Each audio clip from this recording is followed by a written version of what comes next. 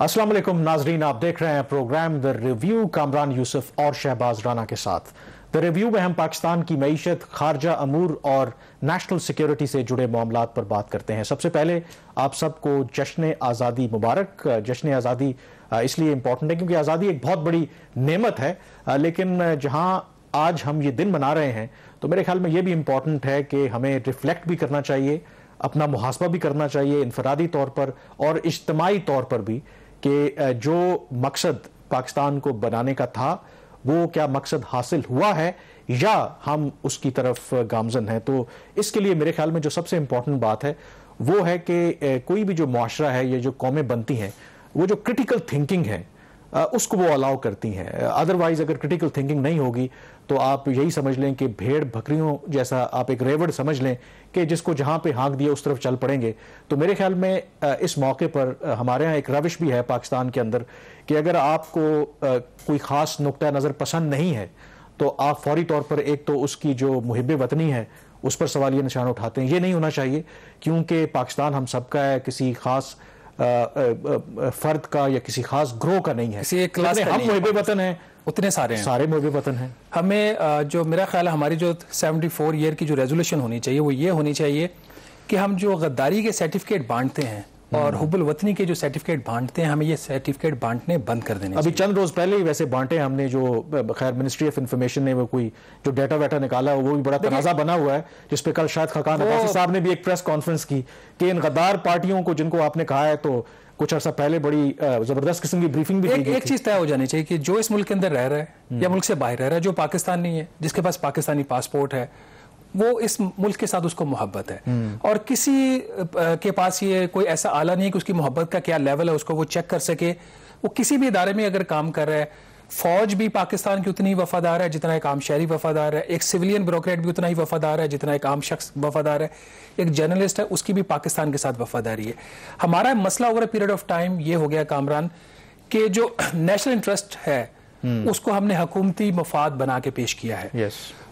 जो national interest यानी कि जो कौमी मफाद है और जो हुकूमत का मफाद है, ये दो अलग अलग चीजें हैं। यस, अगर कोई इसमें जाती मफाद में ये भी जाती मफाद तो लोग जाती मफाद को भी कौमी मफाद के साथ नथी करते हैं, ये भी एक प्रॉब्लम। तो ये एक जो डेलिकेट लाइन है ना कि कौमी मफाद क्या है और हुकूमती मफाद क्या है, खुदा के वास्ते इसको कायम रहने दें और जो हुकूमती मफाद को कौमी मफाद बनाकर इसमें एक जो छोटी सी बात है इस पे फिर कंक्लूड करते हैं और इशू की तरफ आते हैं। लेकिन मैं पॉजिटिव नोट पे कामरान, पॉजिटिव नोट मैं यही कहने लगा, ये तामीरी वक्त है, खुश होना चाहिए, कौम की खुशियों का दिन है हमारी तरफ से, इसमें कोई नो डाउट अबाउट। लोग तो आज आम तातील भी है, लोग सेलिब्रेट भी कर रहे हैं और सड़कों पे निकले, लेकिन हम जो हैं आज भी मौजूद हैं, तमाम स्टाफ मौजूद है क्योंकि काम भी करना चाहिए। एक जो चीज मेरे ख्याल में कंक्लूडिंग जो पॉइंट है कि देखें, आप भी, हम सब जो भी हैं, जो पाकिस्तानी हैं, वो पाकिस्तान की तरक्की चाहते हैं, खुशहाली चाहते हैं। ये मुमकिन है कि आपका रास्ता अलग हो सकता है, मेरा रास्ता अलग है, मंजिल एक ही है। मंजिल तो ये अगर आपको समझ आ जाए तो फिर आप गद्दारी के सर्टिफिकेट नहीं बांटेंगे। तो बहरहाल जो मैंने आगाज में कहा कि अगर आपने कौम बनना है तो क्रिटिकल थिंकिंग करनी है और फिरकों में नहीं बांटना। और जो क्रिटिकल थिंकिंग है आज, क्योंकि यौम आज़ादी है, लेकिन इसका ये मतलब नहीं है कि हमने काम नहीं करना। अब जो सबसे बड़ा लगता है जो तहमीर सबसे बड़ा खतरनाक चीज की तरफ जा रहे हैं, जो सबसे बड़ी चीज देखें, ये जब गवर्नमेंट आई, ज़ाहिर आपसे बेहतर कौन जानता है, बल्कि बच्चा बच्चा जानता है कि वज़ीर आज़म साहब ने हमें बताया कि सबसे बड़ा मसला करंट अकाउंट डेफिसिट का था, तारीखी करंट अकाउंट डेफिसिट था $20 अरब का। और फिर हमने देखा कि वो करंट अकाउंट जो डेफिसिट था वो सरप्लस में गया और अब दोबारा से वो खसारे में जा रहा है। लेकिन उसके अंदर इंटरेस्टिंग अब कैच ये है कि ये जो गवर्नमेंट का, या रजा बाकिर साहब ने कल एक प्रेस कॉन्फ्रेंस की, आप भी वहां पर थे, तो ये जो करंट अकाउंट अब जो सरप्लस से खसारे में जा रहा है, वो ये कह रहे हैं कि ये बड़ी खुशी की बात है, ये बड़ी हैरान कुन बात है। कामरान थोड़ा सा पहले बता दें कि करंट अकाउंट खसारा क्या होता है। मैं कोई टेक्निकल इकोनॉमिक्स की डेफिनेशन तो नहीं बता रहा, मोटी बात यह है कि पाकिस्तान की जितनी बाहर अदायगियाँ होती हैं गैर मुल्की, मुख्तलिफ अशिया आप मंगवाते हो, जैसे आप इम्पोर्ट्स करते हो, आपने कर्जों की अदायगियाँ करनी है और आपकी बहुत सारी, तो और जो पाकिस्तान में पैसा आता है, बरामदात का पैसा आता है, रेमिटेंसेस का पैसा आता है, तो जो गैप रह जाता है, खैर इसमें एक प्राइमरी बैलेंस होता है, एक सेकेंडरी बैलेंस होता है, मैं इसकी टेक्निकलिटीज में नहीं जा रहा। मोटी बात यह कि जो फर्क रह जाता है आपकी गैर मुल्की अदायगियों में और आपकी वसूलियों में, वो मैं उसको अगर और भी आसान कर दूं, ये खुद वज़ीर आज़म इमरान खान ने समझाया था, उनकी ज़बान से उन्होंने और आसान समझाया था कि जब आपके मुल्क में जो डॉलर आ रहे हैं और जो डॉलर जा रहे हैं, अगर डॉलर जितने मुल्क से बाहर जा रहे हैं अगर वो उसकी ज्यादा हो तो वो फिर आपका जो करंट अकाउंट खसारे में तब्दील हो जाता है। लेकिन मेरा ख्याल वज़ीर-ए-आज़म की ज़ुबान से एक दफ़ा सुन लेते हैं।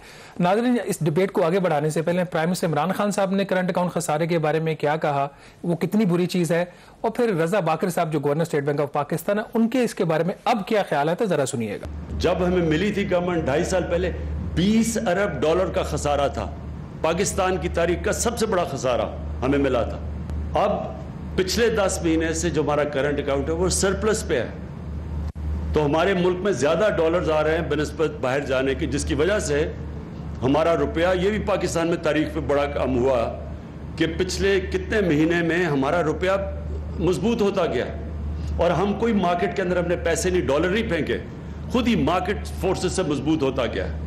इसका मतलब हमारे रिजर्व्स बढ़ते गए हैं, तो मुल्क इस वक्त ठीक जगह पे खड़ा है। आज हम बात कर रहे हैं करंट अकाउंट डेफिसिट की।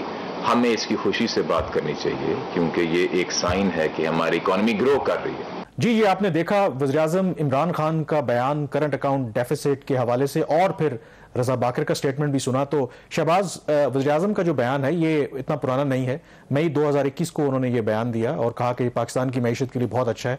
और कल रजा बाकर साहब ने प्रेस कॉन्फ्रेंस की और वो ये कह रहे हैं कि अगर हमारा करंट अकाउंट डेफिसिट बढ़ रहा है तो हमें इस पर खुश होना चाहिए।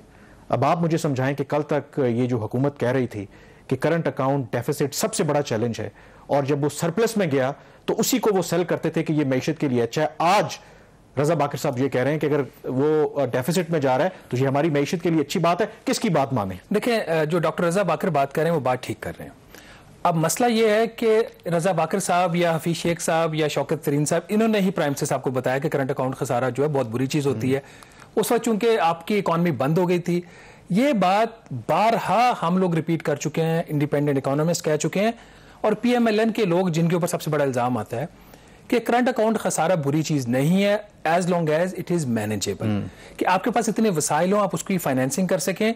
क्योंकि अगर आपकी इकॉनमी चलेगी तो फिर आपके मुल्क का पहिया चलेगा, अगर इकॉनमी नहीं चलेगी तो आपका मुल्क नहीं चलेगा। आपके सामने हालात है इस वक्त है क्या। अब कामरान, मसला इससे बढ़कर हो गया। ये तो कि डेफिनेशनल इशूज, प्राइम मिनिस्टर साहब को उनका वादा याद दिलाना, उनकी बातें याद दिलाना।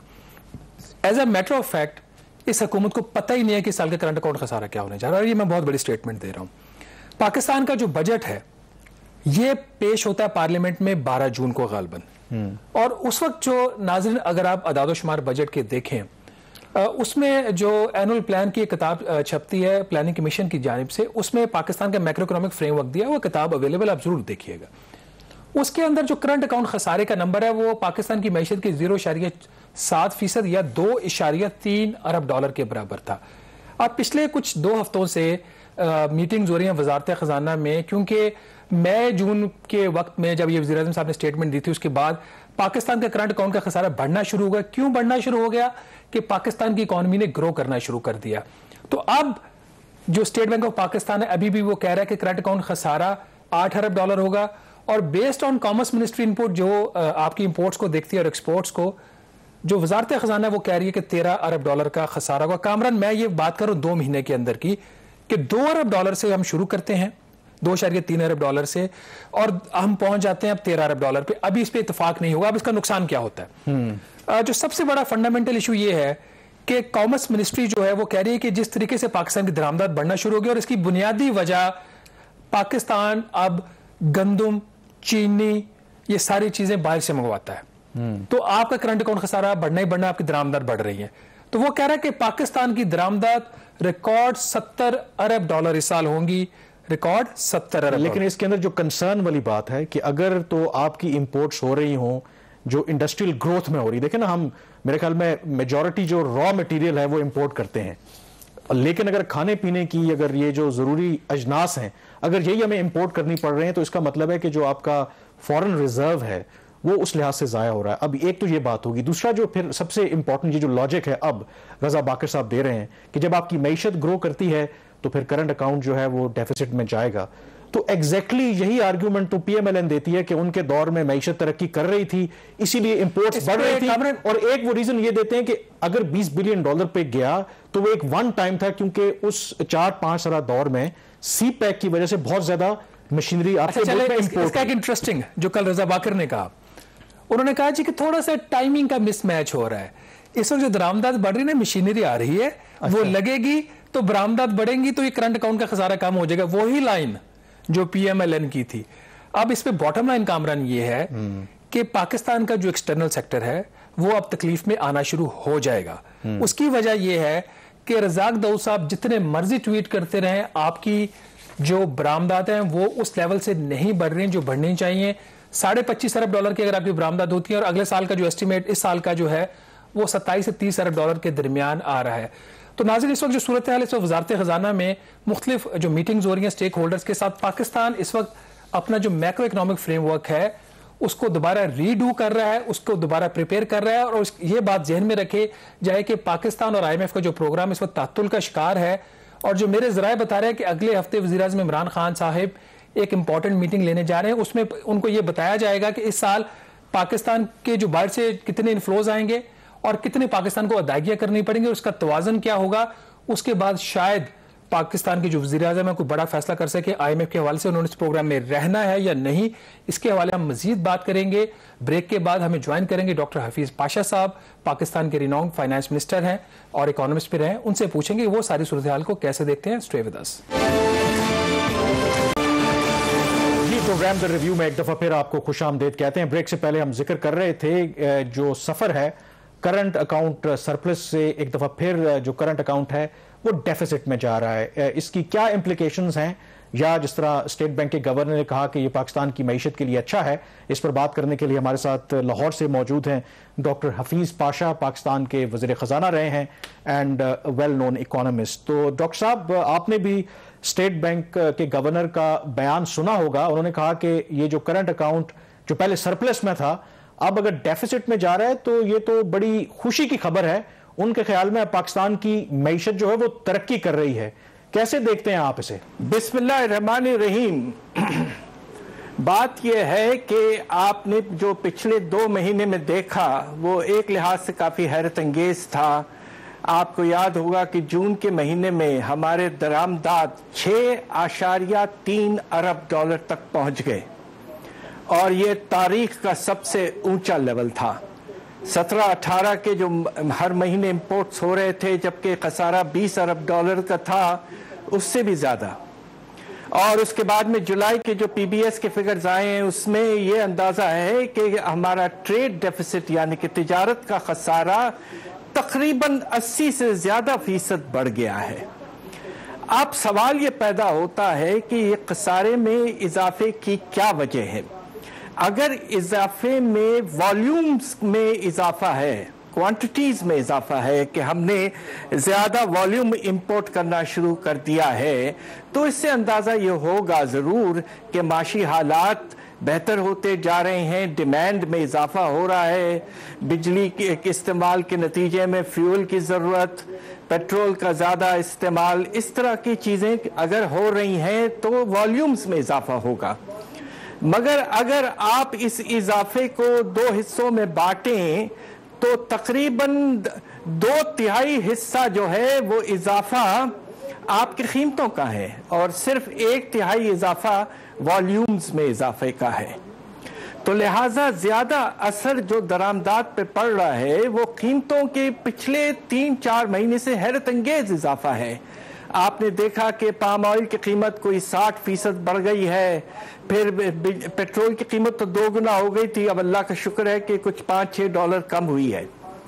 तो 2 तरह से अगर आप इसको देखें वॉल्यूम्स और कीमतों के लिहाज से तो दोनों असरात हैं। और हमारा अंदाज़ा यह है कि इस साल अगर ये कीमतें ज़्यादातर कायम रहे या कुछ बढ़े भी तो माहाना जो हमारा तिजारती खसारा है वो 5.5 अरब डॉलर तक हो सकता है। और अगर आप रेमिटेंसेस में छोटा सा इजाफा देखें और एक्सपोर्ट्स में तकरीबन 8 से 10% इजाफा अगर हो जाए, जो कि बड़ी बात होगी, इन सब के बावजूद खतरा यह है कि आपका करंट अकाउंट का डेफिसिट जो है 2021-22 में तकरीबन 11 से 12 अरब डॉलर तक पहुंच सकता है। हमारे गवर्नर साहब ने कहा है कि ये 9.5 तक जा सकता है। हमारा अंदाजा ये है कि ये इससे भी कुछ ज्यादा होगा, और उसकी एक और वजह भी है कि हमें अब कोविड की वैक्सीन भी इंपोर्ट करनी है। उससे भी नतीजा यह है कि इंपोर्ट बिल में कुछ इजाफा होगा, तो हैरत अंगेज इजाफा 1.8 अरब डॉलर पिछले साल, और खतरा यह कि इस साल 11 से 12 अरब डॉलर। अच्छा डॉक्टर हफीज पाशा साहब, जो आपने सिनेरियो बिल्ड किया, इससे लगता ये है कि जो करंट अकाउंट खसारा है वो हमारी तवक्कुआत से ज़्यादा बढ़ रहा है, और शायद ये कोई अच्छी खुशी वाली बात नहीं है। मैं ये बात ठीक कह रहा हूँ, अगर मैं आपकी जो बात को समझ पाया हूँ? बिल्कुल। दरअसल बात ये है कि कुछ इजाफा तो है वॉल्यूम्स में, जो कि अच्छी बात है, इकोनॉमी में रिवाइवल का प्रोसेस चल रहा है, मगर कीमतों में जो कि इतना इजाफा है उसकी वजह से डबल इफेक्ट हुआ है। और अब आप ये देखिए कि साल खत्म होने तक आपके दरामदात का लेवल 66 अरब डॉलर तक जा सकता है। अब ये सोचिए कि ये तारीख का सबसे ऊंचा लेवल होगा। अच्छा डॉक्टर पाशा साहब, अब जो बुनियादी सवाल था जिसकी वजह से लोगों की जो तवज्जो है, जिस तरह का नैरेटिव बिल्ड किया जाता है, वो असल पाकिस्तान की इकॉनमी के मसाइल से हट जाती है। पिछले 2 साल हमें सबक पढ़ाया गया कि करंट अकाउंट खसारा बहुत बुरी चीज़ है, अब उसको ये कहा जाता है कि ये बहुत अच्छी चीज़ है। तो ये जो नैरेटिव बिल्ड किया जाता है जिससे पाकिस्तान के लोगों का असल मसाइल से तवज्जो हट जाती है, और इवन के हुक्मरानों की तवज्जो जो है वो असल मसाइल से हट जाती है, इस नैरेटिव की क्या वजह है? क्यों हम इस तरह के नैरेटिव बार बार बिल्ड करके लोगों को इस तरह की खुशी दिलाते हैं जिसका कोई लॉन्ग टर्म इम्पैक्ट ही नहीं है? जी आप बिल्कुल मुनासिब बात कर रहे हैं। देखिए करंट अकाउंट का जो खसारा कम हुआ था पिछले साल, उसका तिजारत से कोई ताल्लुक नहीं था। अल्लाह के फजल से हमारे वर्कर्स ने बहुत ही ज़बरदस्त इजाफा हुआ, रेमिटेंसेस में तकरीबन 30%, उसके वजह से आपके करंट अकाउंट में नुमाया तौर पर कमी आई। मगर इस साल अब आप ये कहना कि फिर से 30% इजाफा हो, ये तो गैर मुमकिन सी बात है, और लग ये रहा है कि पहले महीने में 2% कमी आई है। तो अब सवाल ये पैदा होता है कि क्या आपका एक्सटर्नल फाइनेंसिंग की जो रिक्वायरमेंट है उसमें कितना इजाफा होगा।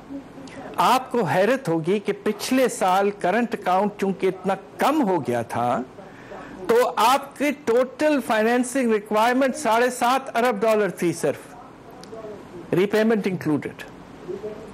इस साल गवर्नमेंट ने खुद बजट किया है कि 9 अरब डॉलर के करीब हमें कर्जे वापस करने हैं, और अगर 11 अरब डॉलर तक आपका करंट अकाउंट डेफिसिट पहुंच जाता है तो 20 अरब डॉलर की रिक्वायरमेंट और मुश्किल से 1.5 अरब डॉलर इन्वेस्टमेंट आएगा, तो 18.5 अरब डॉलर, जो 2 गुना से ज्यादा है। और ये परेशान कुन यकीनन है मेरे सामने। डॉक्टर साहब, इस साल तो आप कह रहे हैं कि ये 11 अरब डॉलर तक खसारा जा सकता है, जो वजारत तिजारत के आदाद-ओ-शुमार है। अगले साल जो पीटीआई का आखिरी साल होगा उसमें ये जो करंट अकाउंट डेफिसिट है वो 17 बिलियन डॉलर तक जा सकता है। तो फिर अचीव क्या किया इस गवर्नमेंट ने? क्योंकि जब इन्होंने टेक ओवर किया था तो उस वक्त 20 बिलियन डॉलर का खसारा था, और जब ये छोड़ करके जाएंगे तो फिर हम वहीं पे खड़े होंगे। तो क्या एक दफा फिर, या हम IMF के प्रोग्राम में ही रहेंगे हमेशा? देखिए बात यह है कि अब एक बड़ी अहम चीज यह है कि हमारे बाहर के कर्जों में जो हुकूमत के कर्जे हैं, जिसे हम पब्लिक एक्सटर्नल डेट कहते हैं, उसमें कितना इजाफा है। इस साल आप ये देखिए कि आपको जरूरत थी तकरीबन, जिस तरह मैंने आपसे पहले कहा कि तकरीबन 8-9 अरब डॉलर की जरूरत थी, आपने बोरो किया 15 से 16 अरब डॉलर, ज्यादा बोरो किया, और उसके नतीजे में आपके रिजर्व्स में 5 अरब डॉलर इजाफा हुआ। तो आपके रिजर्व्स में इजाफा इसलिए नहीं हुआ कि आपके ट्रेड सरप्लस या किसी वजह से, इजाफा इसलिए हुआ कि आपने जरूरत से ज्यादा बोरोइंग की टू बिल्ड अप रिजर्व्स। ये बहुत अहम पॉइंट है, और उसके नतीजे में पिछले 3 साल में हमारी इस वक्त की हुकूमत ने पब्लिक एक्सटर्नल डेट में तकरीबन 21 अरब डॉलर का इजाफा किया है। पिछली हुकूमत के आखिरी 3 साल में भी इजाफा 20 अरब डॉलर का हुआ था, हालांकि उस जमाने में करंट अकाउंट डेफिसिट ज्यादा था। तो इससे अंदाजा होता है कि खास तौर पे कुछ महीने से पिछले तकरीबन मार्च ऑनवर्ड्स स्टेट बैंक ने यह पॉलिसी फॉलो की है कि बोरो करो, रिजर्व्स बिल्डअप करो, even if you don't need to borrow. यह मैं समझता हूं कि नामुनासिब। अच्छा डॉक्टर साहब, हमने एक ब्रेक लेनी है। ब्रेक पे जाने से पहले एक सवाल आपके लिए मैं छोड़े जा रहा हूं। ये जो अभी आपने फरमाया है कि कर्जे लो और रिजर्व बढ़ाओ, तो कल जब मैंने डॉक्टर रजा बाकिर साहब से ये सवाल किया कि जी आपके जो रिजर्व्स आप कह रहे हैं तारीखी सतह पर पहुंच जाएंगे, तो इसके पीछे तो वही पॉलिसी है जो अशरफ बत्रा साहब की थी या तारिक बाजवा साहब की थी। तो उन्होंने कहा कि नहीं जी, हमने जो रिजर्व्स हैं वो बढ़ाएं, वो कर्जे ना लेके बढ़ाएं, वैसे बढ़ाएं। इस बात में कितनी हकीकत है ये डॉक्टर साहब से पूछेंगे एक ब्रेक के बाद।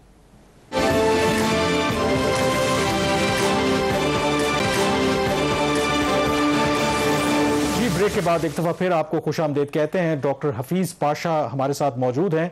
तो डॉक्टर साहब, ब्रेक से पहले जो शहबाज ने सवाल रेज किया था, जो स्टेट बैंक के गवर्नर हैं वो तो इस बात पर इसरार कर रहे हैं कि हम कर्जे लेकर के अपने रिजर्व्स नहीं बढ़ा रहे। आपका जो नुक्ता नजर है वो इससे मुख्तलिफ है। तो इसकी इंप्लीकेशंस क्या हैं अगर हम कर्जे लेकर के अपने रिजर्व्स को बेहतर शो कर रहे हैं? पाकिस्तान की मईशत पर उसके क्या असरात मुरतब हो सकते हैं? देखिए, बात यह कि जिस तरह मैंने कहा कि आपने तकरीबन 5 से 7 अरब डॉलर एक्स्ट्रा लिए हैं जो कि आपको लेने की जरूरत नहीं थी। जो आपकी एक्सटर्नल फाइनेंसिंग वो पूरी हो रही थी और उसके नतीजे में रिजर्व्स में आपने इस साल देखा कि 12 से बढ़कर तकरीबन 18 अरब डॉलर पर पहुंचे हैं। तो वो तकरीबन पूरा इजाफा जो है वो एडिशनल बोरोइंग की वजह से है। और इसका जो इम्प्लीकेशन है, देखिए, हुकूमत जो है और स्टेट बैंक मिलके कमर्शियल बैंक बोरोइंग और बॉन्ड फ्लोटेशन पे ज्यादा रिलायंस कर रहे हैं। ये दोनों medium term high cost borrowing है और इसके नतीजे में आप ये देखिए कि हमारी हुकूमत बजट में खुद ये कहती है कि पिछले साल जो हमारा डेट रीपेमेंट, जिसे हम अंग्रेजी में भी कहते हैं दूसरा अल्फाज एमोटाइजेशन, वो 6 अरब डॉलर था और इस साल ये तकरीबन 9 अरब डॉलर, यानी कि एक साल में 50% इजाफा। ये इसलिए हो रहा है कि ना सिर्फ आप ज्यादा बोरो कर रहे हैं, मगर आप जो तरीका इख्तियार किया है बोरो करने का वो हाई कॉस्ट और मीडियम टर्म है। अब अक्टूबर में एक बॉन्ड रिटायर भी होगा। तो सवाल ये पैदा होता है कि क्या ये मुनासिब पॉलिसी? मेरी गुजारिश ये है कि हमें बोरोइंग में इकोनोमाइज करना चाहिए और कोशिश ये होनी चाहिए कि लेवल ऑफ बोरोइंग ऐसी हो कि नेट इंक्रीज जो है पब्लिक एक्सटर्नल डेट में वो कम से कम हो। 3 साल में 21 अरब डॉलर का इजाफा किया है इस हुकूमत ने। अच्छा डॉक्टर साहब, अब थोड़ी सी बात कर लेते हैं IMF के प्रोग्राम के ऊपर। आपकी इसके ऊपर रहनुमाई चाहिए।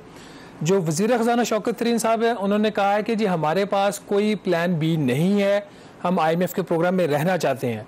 लेकिन इसके साथ ही वो ये बात कहते हैं जी कि हम सितंबर में दोबारा बैठेंगे और देखेंगे कि टैक्स रेवेन्यूज़ के ऊपर हमारी क्या प्रोग्रेस है और जो पावर सेक्टर की बेहतरी के लिए हम क्या इक़दाम कर सकते हैं।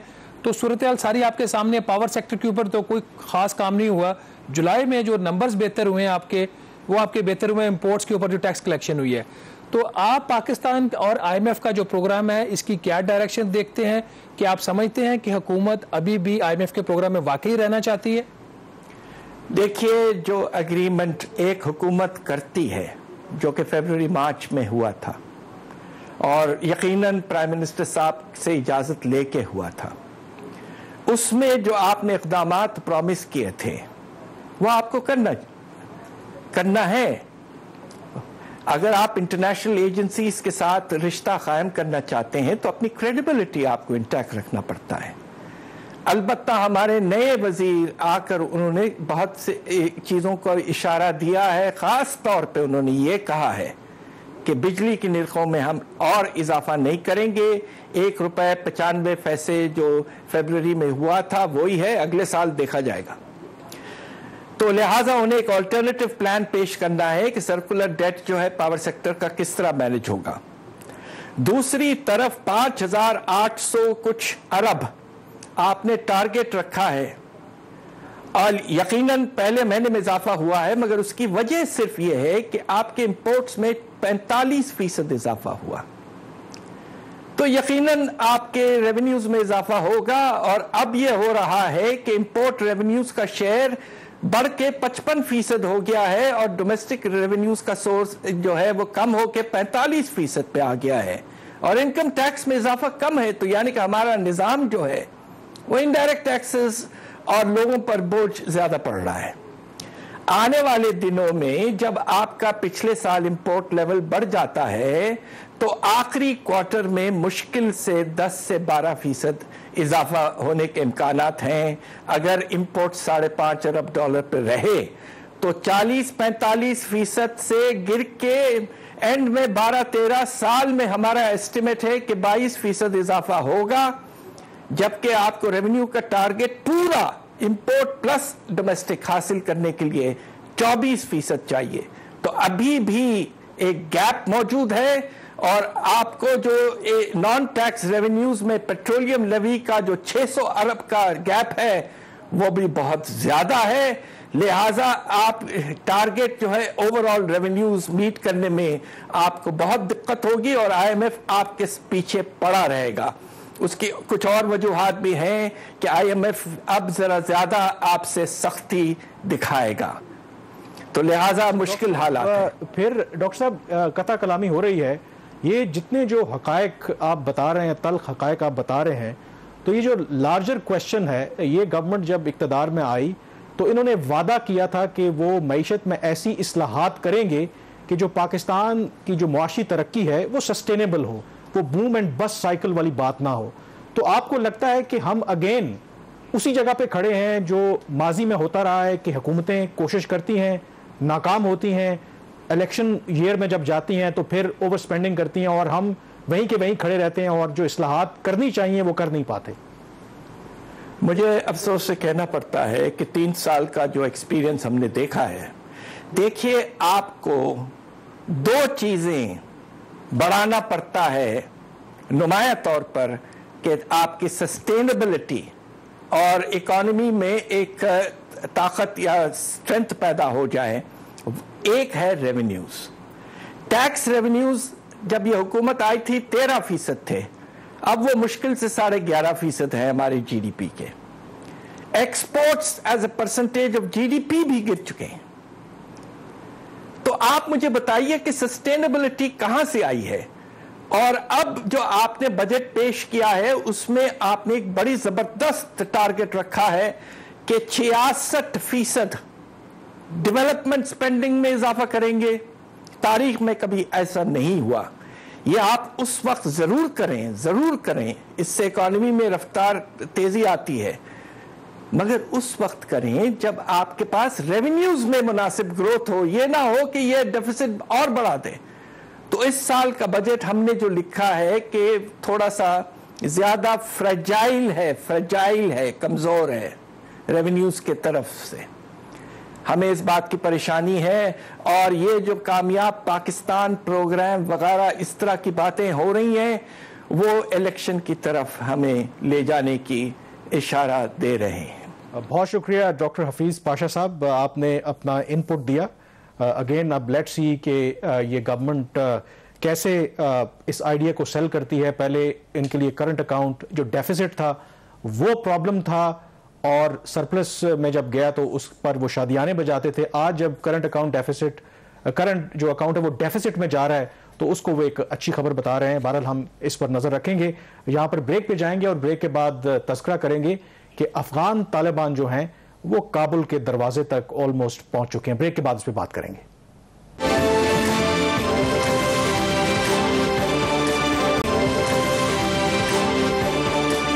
ऐसे ही है कि आप इस्लामाबाद में हैं तो आप समझ लें कि अगर टेक्सला समझ लें या गुजर खान समझ लें तो इतने नज़दीक अब अफगान तालिबान जो हैं वो वहाँ पर आ चुके हैं। और इस सारी सूरत हाल के बीच और जो अनसर्टनिटी है शहबाज, आज एक वीडियो पैगाम भी अफगान सदर अशरफ गनी की तरफ से सामने आया, और उस वीडियो पैगाम से पहले ये बहुत ज़्यादा स्पेकुलेशंस थी। वहाँ पर जो अफगान सहाफ़ी थे वो ये कह रहे थे कि अशरफ गनी जो है वो इस्तीफ़ा दे देंगे, लेकिन उन अफवाहों के बरक्स उन्होंने अपेरेंटली वो डिफाइंड नजर आए। दो के उनकी बॉडी लैंग्वेज बड़ी डाउन नजर आ रही थी। उन्होंने कहा कि वो बिल्कुल इस्तीफा नहीं दे रहे, बल्कि इंटरनेशनल कम्युनिटी से उन्होंने मदद की अपील की, और उन्होंने कहा कि उनकी अवलीन तरजीह है कि तालिबान जो हैं उनके ऊपर जंग इम्पोज ना करें। तो लगता यह है कि बावजूद इसके कि रियलिटी उनके सामने है, क्योंकि अगर आप वेस्टर्न ममालिक देखें, अमेरिका, यूके, जर्मनी, वो एमरजेंसी की बुनियाद पर अपना जितना जो स्टाफ है वहां से एवैक्यूएट कर रहे हैं। तो इसका मतलब है कि it's a matter of time कि जब तालिबान जो हैं वो काबुल के अंदर दाखिल हो जाएंगे। लेकिन सदर अशरफ गनी अभी भी अपनी बात पर कायम है कि वो अफगान तालिबान का मुकाबला करेंगे और मुजाहमत करेंगे। लेकिन इस वीडियो मैसेज के बाद कोई तालिबान की तरफ से या रिएक्शन आया, या इंटरनेशनल कम्युनिटी की तरफ से किसी मेजर पावर ने कोई ऑफर की कि ठीक है हम अभी भी अफगानिस्तान की सूरत हाल, एक तो चीज़ हमने कल डिस्कस कर ली थी कि उन्होंने इनको टाइम फ्रेम दिया अफगान तालिबान को भी, अफगान हुकूमत को भी, कि 10 से 15 दिन के अंदर आप एक टाइम फ्रेम दें। तो वो तो एक चीज़ अपनी जगह पे होगी, लेकिन अब जिस तेज़ी से सूरत हाल बदल रही है, अब तो बात कल जब हम बात ये कर रहे थे कि 150 किलोमीटर दूर है काबुल से, तो अब आज हम शायद बात करें कि 40-50 किलोमीटर दूर, 40-50 किलोमीटर की अब बात हो रही है। तो अब इस सूरत हाल के अंदर कोई fresh development after Afghan president के जो उनका मैसेज था कोई हुई है या नहीं? देखें, जो इतलात वहां से आ रही हैं, दो के अशरफ गनी ने यह कहा है कि वो इस्तीफा नहीं देंगे, लेकिन वहां पर जो अफगान सहाफ़ी जिनको मैं फॉलो कर रहा था, तो वो ये कह रहे हैं कि यह बात जरूर चल रही है कि किसी तरीके से तालिबान को रीच आउट किया जाए और ब्लड शेड बचाया जाए। अब देखें, जो बाकी शहर थे ना, वहां पर शायद इतनी आबादी नहीं, कुल आबादी जो है अफगानिस्तान की कुछ 4 करोड़ है।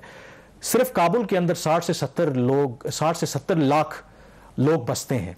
अब जो खदशा है पाकिस्तान का भी कि अगर फर्ज करें कि यहां पर लड़ाई होती है, यहां पर Taliban by force take over करने की कोशिश करते हैं, तो ये बहुत बड़ा कंसर्न है कि यहां पर ब्लड बाथ हो सकता है, खून रेजी हो सकती है, सिविलियंस की जानें जा सकती हैं। तो उसको रोकने के लिए एफर्ट जरूर हो रही है। अमेरिका का ये ख्याल है, पेंटागन के तर्जुमान ये कह रहे थे कि उनका ख्याल है कि तालिबान इमीडिएटली कब्जा नहीं करेंगे काबुल पर, वो अपेरेंटली अभी आइसोलेट करना चाहते हैं काबुल को बाकी जो अफगानिस्तान के इलाके हैं। लेकिन तालिबान अभी तक जितनी भी असेसमेंट्स थी, उन्होंने शायद अमेरिका ने भी और बाकी ने उनको अंडर एस्टिमेट किया है। तो यू नेवर नो कि विद इन डेज हालात जो हैं वो चेंज हो जाए। डेवलपमेंट हो रही है, यूनुस कानूनी साहब की कोई सरबराही में कोई डेलीगेशन पाकिस्तान आ रहा है, ये क्या डेवलपमेंट और इसके पीछे क्या मुहर्रकात है? देखिए, बिल्कुल आपको पता है कि पाकिस्तान अभी भी बावजूद इसके कि अफगानिस्तान के अंदर बहुत से ऐसे एलिमेंट्स हैं कि जो पाकिस्तान को तनकीद का निशाना बना रहे हैं, पाकिस्तान को समझ के पाकिस्तान रिस्पॉन्सिबल है, लेकिन Pakistan on the other hand कोशिश कर रहा है कि अभी भी जो अफगानिस्तान के अंदर तमाम जो ग्रुप हैं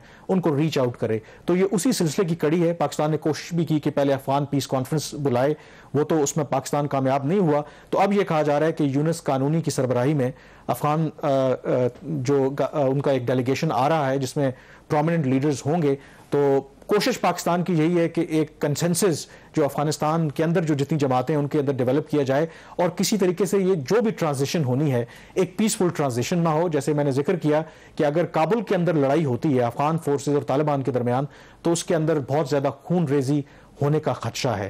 तो लेट्स सी कि अब आगे क्या हालात इस हद तक खराब हो रहे हैं कामरान। वहां पे पहले तो जब अमेरिकन फोर्सेस ने वहां पे अपने ही उनके जो जंगी हथियार थे और आलात उनको तबाह किया, अब शायद इस तरह की भी रिपोर्ट्स आ रही हैं कि उन्होंने अपनी एम्बेसी जो काबुल में है उनको कह दिया कि अपने जो अहम क्लासिफाइड डॉक्यूमेंट्स उनको आप जला दें। जी बिल्कुल, उन्होंने, क्योंकि ये एक इंडिकेशन है कि खुद अमेरिका को ये लग रहा है कि it's a matter of time कि जब तालिबान वहां पे टेक ओवर कर लेंगे, तो इसीलिए जो अहम दस्तावेजात हैं काबुल के अंदर, जो क्लासिफाइड जो खुफिया दस्तावेजात हैं, उनको ज़ाया कर दें। तो इससे आप अंदाज़ा लगाएं कि सिचुएशन कितनी ख़राब है।